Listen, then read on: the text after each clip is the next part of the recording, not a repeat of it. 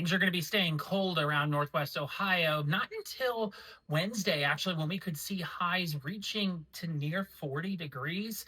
I know it's not exclusively warm, but it's warmer than what we've been dealing with over the last couple of days. A clipper system is going to move in, starting as rainfall on Tuesday night, then transitioning over to snow as we head in towards Wednesday morning. Here's hour by hour some areas of sunshine for your Monday. We'll see clouds build back in as we head in towards Tuesday, possibly even the chance for a quick flurry in the morning hours, but quiet during the day. It's later on at night then when we start to see that rainfall starting to push into the area, again, lasting during the overnight hours into our Wednesday morning before we see that transition over to some snow flurries. Winds are going to be turning breezy for Tuesday, upwards of 30 to 35 miles an hour, and staying gusty as we head in towards Wednesday, where winds can then gust up to 45 miles an hour. So if you have any of those outdoor decorations, you may want to bring those in, or at least make sure that they're secured.